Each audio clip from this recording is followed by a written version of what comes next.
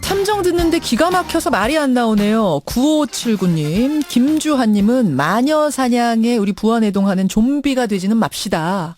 이런 문자들 많이 보내주세요. 참 정말 듣고도 기가 막히죠. 그런가 하면 김종대 의원과의 인터뷰를 듣고는 참 많은 분들이 다양한 의견 주셨습니다. 먼저 신현애님. 이분은 이국종 교수의 브리핑이 도가 지나쳤다고 생각하셨대요. 환자의 상태만 알리면 되지 굳이 기생충이라든지 옥수수 알이 있었다든지 이런 건 환자의 인권을 깡그리 무시한 처사라고 이분은 생각하신답니다. 그러자 9700님이 아니 기생충을 공개한 건 기생충이 상처난 수술 부위를 갉아먹기 때문에 그만큼 위험한 상태라는 것을 알리기 위함이었지 관계가 없는데 얘기한 게 아닙니다 하셨어요. 이승철님은 아까 이제 김종대 의원이 그 얘기를 했죠. SNS에 처음 이 문제 제기를 했을 때는 아무 일이 없었는데 이국종 교수를 지칭하지도 않았는데 언론에서 이국종 대 김종대로 구도를 만들면서 공격 구도를 만들면서 이런 일이 벌어진 거다. 이 얘기를 듣고 기레기들의 소설에 국민들이 치고받고 하는 상황은 아닌 건지 좀 돌아봤으면 좋겠다라는 이런 문자도 주셨는데 권영철 선임 기자. 네, 안녕하십니까. 기레기는 되지 말아야죠, 우리가. 항상 이 얘기 들을 때마다 뜨끔뜨끔 하시죠, 많은 기자들. 사실관계 확인이 얼마만큼 중요한가. 네. 사실은 언론인들, 기자들이 가장 핵심이지만은 요즘은 SNS가 오픈돼 있잖아요. 다들 확인하고 해야 됩니다. 상대를 비방할 때는. 요즘 뭐 손탐정의 얘기도 그거였지만 사실관계란 게 책임은 본인이 지게 됩니다. 팩트. 네, 그럼요. 네. 오늘 Y뉴스에서도 그 사실관계를 좀 파악하기 위해서 정말 권영철 기자가 밤새 치열하게 노력을 했습니다. 뭐 가지고 오셨어요? 뭐 노력했다 그러고 뭐 가지고 왔다고 뭐냐고 물으면 사실 저하고도 어제 막 SNS로 여러 가지 논의를 하면서 이야기를 취재하셨는데 지금 하나 김성현 회장의 셋째 아들 김동선 씨의 변호사 폭행 사건이 지금 논란이 크잖아요. 예. 피해자는 국내 최대 로펌인 김현장 소속 변호사고요. 예. 김현장에서는 이 사건을 언론에 보도된 뒤에 알았다는 입장이거든요. 우리는 몰랐다. 네. 언론에 보도가 된 뒤에 우리 변호사들이 그 김동선 씨한테 이런 폭행을 당했구나라는 걸 뒤늦게 알았다. 네. 이 공식이에요. 그 김현장은 변호사 폭행 사건 정말 몰랐을까? 이 부분입니다. 김현장은 자신의 신입 변호사가 머리채가 쥐어잡히는 뺨도 맞고, 네. 뺨도 맞고 네. 폭행당하고 모욕당하고. 존댓말 써. 뭐 허리 꺾고 싶어. 네 아버지 뭐 하시니? 이런 말을 들었다는데 진짜 몰랐을까? 진짜 몰랐을까요? 이게 김현장이 공식적으로는 입장을 내놓지 않고 있습니다. 그런데 김현장의 대외 업무를 담당하는 변호사는 전혀 몰랐다. 매일경제신문에서 가판에 보도한 이후에 알았다. 매일경제가 이게 지금 단독을 한 거죠. 네, 가판. 예. 첫 일보를 한 거죠. 네. 예. 그래서 김현장 관계자는 보도된 뒤에 사실관계를 확인해 보니 김현장에는 1년차 신입 변호사가 28명이 있는데 예. 추석 전에 식사하는 자리를 마련했고 1차에 20여 명이 참석했는데 술자리가 2차, 3차로 이어졌다.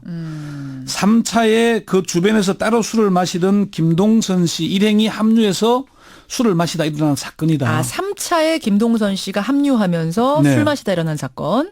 그렇지만 김현장이나 위에서는 김현장 관계자들은 전혀 몰랐다. 전혀 몰랐다. 1년 차끼리 술 먹고 얘기도 안 하니까 알 수도 없었다. 얘기를 안 했다. 네, 요게 뭐 입장입니다. 근데 지금 제가 설명을 듣고 보니까 네. 그러니까 1년차 신입 변호사가 모두 모인 자리였다는 거죠. 네. 28명. 모두는 아니고 한 20여 명. 아니 그러니까 28명에서 시작해가지고 예. 2차, 3차로 이어져서 3차에서는 물론 10여 명 정도. 10여 명밖에 안 남긴 했지만 처음에는 28명이나 있었는 모임. 28명 중에 20명만 왔다. 20명 있는 모임. 근데 아무도 몰랐다? 위에서는? 김현장 관계자는 그렇게 설명을 합니다. 하나그룹 그 김동선 씨가 참석을 하게 된 배경은 사적인 영역이라면서 언급을 피했습니다. 누가 초대했니 뭐 어떻게 했니 이런 거는 무슨 사이니 이런 건? 그런 건 안 하고 다만 3차니까 술이 취했다. 안 취한 사람이 취한 사람을 데려다주는 그런 상황이었는데 김동선 씨가 술이 많이 취했으니까 부축하는 과정에서 부적절한 말도 하고 행동도 했다. 보도된 내용을 그냥 인정하는 듯한 그런 얘기죠. 예. 그리고 사건이 일어난 다음 날 김동선 씨와 처음부터 자리를 함께한 남자 변호사가 어제 많이 취해 실수했다. 큰 실수했으니까 누구누구에게 사과하라고 얘기하니까 김동선 씨가 정신이 번쩍 나서 전화해서 찾아뵙겠다. 찾아가서 사과하겠다 말을 했다. 그랬더니 변호사들이 뭘 오냐. 어제 술 먹고 피곤한데 올 필요 없다. 그래서 문자 또는 카톡으로 사과하는 글을 보냈다. 예. 그래서 변호사들이 뭐 그럴 수도 있고 힘 안 드냐는 이런 답변을 했다라고 얘기했죠. 이게 지금 이제 보도가 된 뒤에 김앤장이 그 당시에 어떻게 일이 돌아갔는지를 파악한 내용이라는 거죠. 그렇습니다. 이조차도 여태까지 몰랐다는 거고. 예, 예. 그래서 전혀 몰랐다. 그리고 끝까지 남아있던 변호사들끼리 따로 논의를 했는데 예, 예. 우리끼리 술 먹는데 아는 사람이 와서 같이 먹다가 이렇게 우발적인 일이 일어났는데 본인이 사과하고 그랬으니까 없던 일로 하고 넘어가자. 없던 일로 하고 넘어가자. 그렇게 얘기됐다. 그리고 추석 연휴가 와서 지금까지 온 거다. 이게 이제 김앤장에서 설명한 얘기입니다. 김앤장이 여태까지 몰랐던 이유는 바로 이겁니다라고 예. 하면서 설명을 한 거예요. 네네. 근데 뭐 제가 잘 몰라서 그렇습니다만 이 정도 큰 로펌이면 내부 규율이 엄격한 곳 아니에요? 김앤장이 소속 변호사들 관리를 엄격하게 하기로 유명하죠. 그렇죠. 그 평가도 아주 뭐 참 어렵게 참 박하게 아예 뭐 까다롭게 한다. 예. 그래요. 그런데 네. 어떻게 전혀 모를 수가 있죠? 저도 이제 김앤장 소속 다른 중견 변호사들에게도 물어봤거든요. 예. 그랬더니 말할 입장이 아니다라거나 보도 이후에 알았다는 다들 입을 다물어요, 다들. 짜 맞춘 듯한 답변 내지는 입을 다물거나 아예 전화를 받지 않거나 뭐 그런 일들이 있었습니다. 자, 그럼 주변부로 취재를 좀 해보셨겠네요, 확대해서. 예. 근데 이제 이게 사실은 제가 취재를 하는 과정에서 예.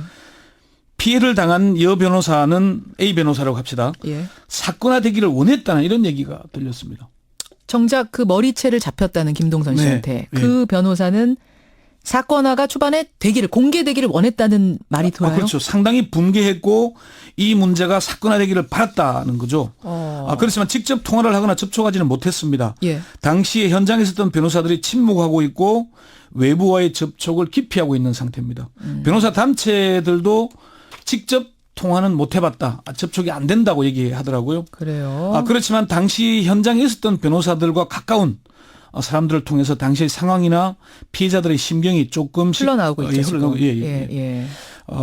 피해자가 가장 사건화되기를 원했다는 가장 확실한 근거는 이 사건이 일어난 지 2달이 지나서 공개됐다는 겁니다. 어쨌든 알려지지 않았느냐. 네. 이제 어떤 경로로 이게 알려졌는지는 좀 뭐 갑론을박 논란이 있습니다만은 예. A 변호사의 가족이 매경과 특수관계라는 사실입니다. A 변호사의 부친은 매경에서 고위직을 지낸 언론인 출신이고요. 그렇죠. 그렇게 되니까 이 정도라도 보도가 됐지 않느냐는 얘기들이 지금 뭐 나오고 있습니다. 잠깐 정리를 하자면 이건 네. 이제 권영철 기자가 취재를 쭉 해보고 내서 내린 추론입니다만 머리채를 잡힌 A 변호사, 신입 변호사입니다. 네. 아주 신입 변호사예요.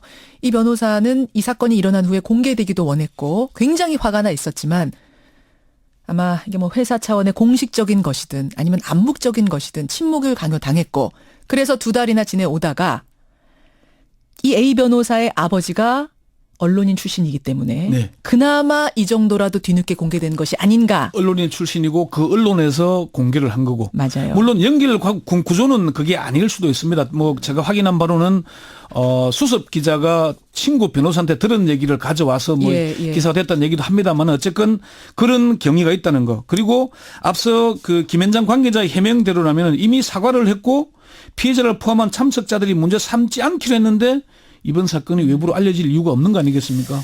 자, 오늘의 주제로 돌아오죠. 네. 정말로 김앤장은 몰랐을까? 첫 번째는 김앤장의 반응이나 대응이 지나치게 소극적입니다. 김동선 씨 변호사 폭행 사건이 언론이 보도되자 변호사들이 엄청 분개했습니다. 어제 변호사협회 회장, 변협회장 인터뷰 여러분 들으셨잖아요. 천박하다 이런 표현까지 썼거든요. 이찬희 서울지방 변호사회장은 건드렸으니 각오하라 이러면서 강력한 대응을 시사하기도 했고요. 그리고 이 여성 변호사협회에서도 성명을 내면서 김앤장에까지 사건을 방치한 김앤장의 형태도 개탄스럽다 이렇게 얘기까지 했잖아요. 그렇지만 김앤장은 철저하게 개인의 문제라는 입장입니다. 김앤장 관계자는 우리는 뺨 맞고 망신당하고 억울해 죽겠다. 잘못하면 욕먹어야 하지만 우리 변호사가 600명이 넘는데 어디서 술 먹고 어디서 맞았는지 때렸는지 알 수도 없는 일이고 이렇게 해명을 했습니다. 소속 변호사들이 다른 사람도 아닌 그 유명한 재벌한테 모욕당하고 폭행당했는데도 그러니까 이해하기 어렵다는 거죠. 김앤장 관계자에게 대한변협은 고발을 했는데 김앤장은 어떤 입장이냐고 물었더니 고발 여부야 본인들이 알아서 하는 거지. 그걸 왜 김앤장이 고민하나. 그러니까 자꾸 선을 긋는 거네요. 네. 개인 문제다. 개인 문제다. 예. 아니 변호사 협회에서도 나서는데 김앤장 자신은 모른다. 우리 구성원이지만. 사적인 일이고 업무상 하다 일어난 일도 아니고. 계속 그 입장이에요. 본인들이 결정한 일이다. 이렇게 선을 긋고 있었죠. 그래요. 두 번째는요. 신입 변호사들에게 멘토가 있습니다. 아, 그 회사는 그래요? 예. 그 신입 관리도 해야 되고 지도도 해야 되고 하다 보니까 정해줘요? 예. 그런데 이런 일을 한두 명 있는 것도 아닌데 전혀 몰랐다? 그러면 이건 조직에서 큰 구멍이 난 거잖아요. 구멍이 난 거죠. 예. 그 김현장 관계자에게 멘토가 있는데 의논도 안 했다는 거냐 했더만은 뭐 그냥 대수롭지 않게 몇 번을 확인해 봤다. 피해자들이 그렇게 얘기하는데 예. 뭐 그렇게 일단 넘어갔고요. 세 번째 포인트는요. 세 번째는 김현장은 한화그룹을 무시할 수 없는 관계라는 점입니다. 2007년 김성현 회장의 보복 폭행 사건 기억나시죠? 기억나죠. 가죽 장갑 끼고 뭐 야구 방망이. 네. 예. 근데 그때도 김현장이 맡았죠. 지난 1월에 일어난 술집 종업원 폭행 사건도 김현장이 맡았죠. 그것도 자관 뭐 김 회장과 관련된 크고 작은 사건들을 계속 김현장이 맡아왔습니다. 하나와 관련된 사건들. 네. 지금 청취자 4850님, 뭐 박명생님 외에 많은 분들이 그럼 이번 김동선 씨 변호는 김현장이 맡는 건가요? 물어보셨어요. 사건화되면은요 이해관계가 상충되잖아요. 네. 김현장 소속 변호사와 이해관계가 맞물리기 때문에 맡을 수 없는 사건입니다. 아하. 문제는 사실 이게 세 번째 이유 중에 김현장이 나서서 지난번 폭행 사건을 어렵사리 집행유예를 받아냈잖아요.